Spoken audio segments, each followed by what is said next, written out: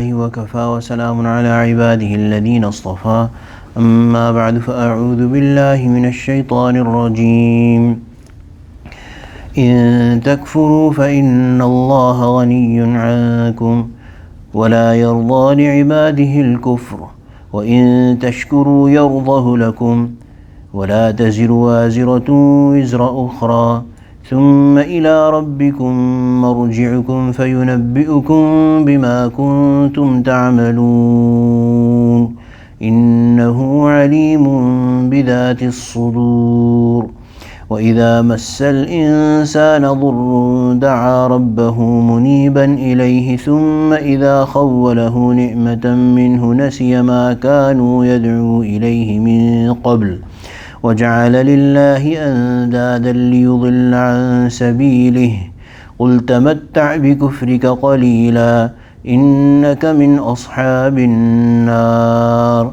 أمن هو قانت آناء الليل ساجدا وقائما يحذر الآخرة ويرجو رحمة ربه قل هل يستوي الذين يعلمون والذين لا يعلمون إنما يتذكر أولو الألباب صدق الله العظيم وبلغنا رسوله النبي الكريم ونحن على ذلك من الشاهدين والشاكرين والحمد لله رب العالمين. Surah Zumar. إن تكفروا فإن الله غني عنكم. If you disbelieve, then Allah does not need you at all.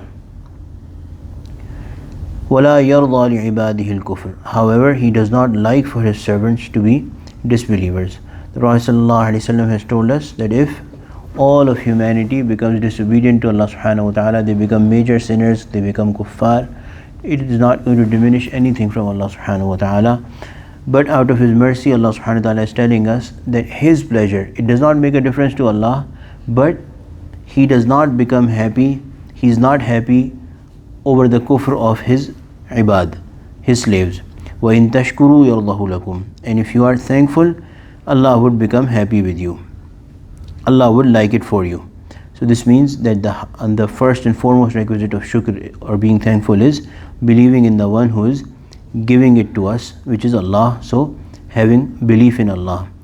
So the principle is that it does not make a difference to Allah, but Allah is not happy. It does not make Allah happy if you do kufr. Rather, if you are thankful and submit, that makes Allah happy. Allah will like it for you. وَلَا تَزِرُ وَازِرَةٌ وِزْرَ أُخْرَى. Another disbelief of the kuffar was that our burden will be lifted by someone else. Our elders, the ones that we follow, they will take care of us in the hereafter. وَلَا تَزِرُ وَازِرَةٌ وِزْرَ أُخْرَى. This that you think that someone else will carry your burden, no. No one will bear the burden of someone else. ثُمَّ إِلَىٰ رَبِّكُمْ مَرْجِعُكُمْ. Then to your Lord is your return. فَيُنَبِّئُكُمْ بِمَا كُنْتُمْ تَعْمَلُونَ. So He will tell you about what you used to do.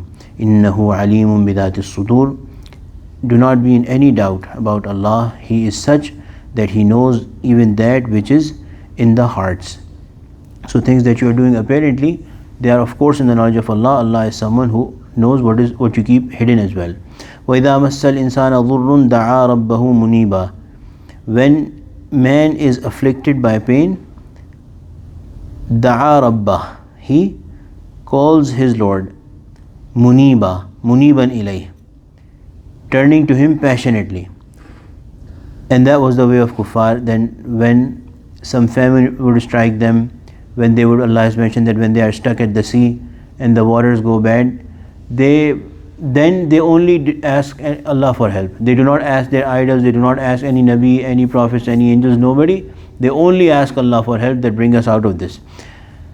ثُمَّ إِذَا خَوَّلَهُ نِعْمَةً مِّنْهُ.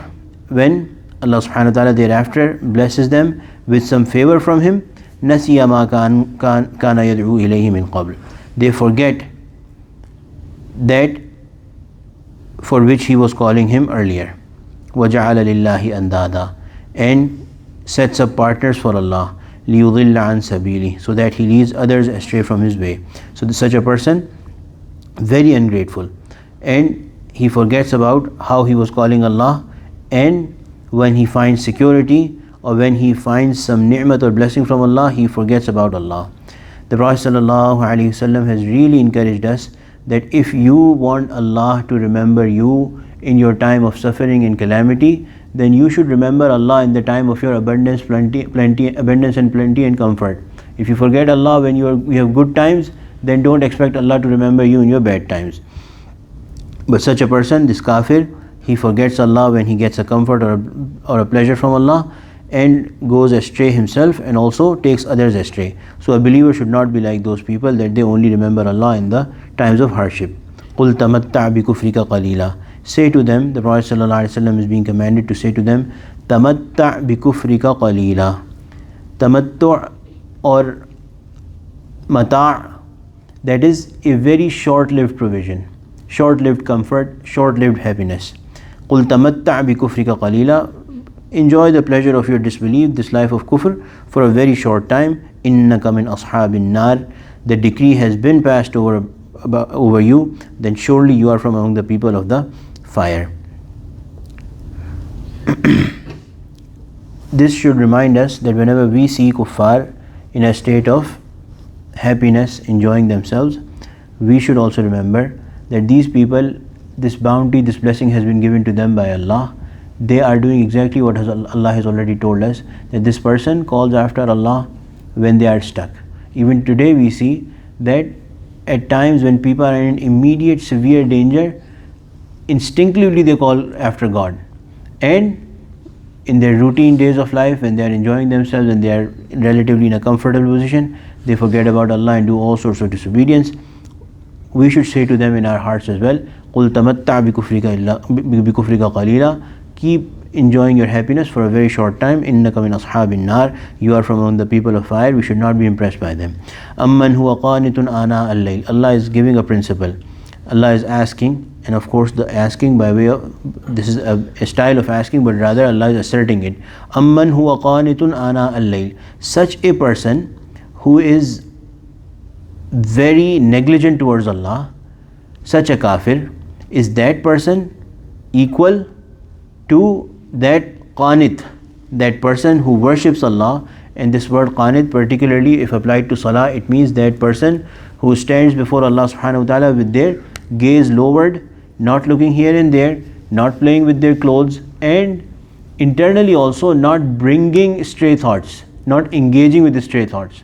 If they come themselves, that is allowed, that is not, we are not held responsible for it, but does not bring those thoughts, does not engage with those thoughts consciously. Such a person is called qanit, who lowers his gaze, does not look here and there, and does not play with his clothes and other things, and in his mind does not consciously bring thoughts outside of salah, from outside of salah.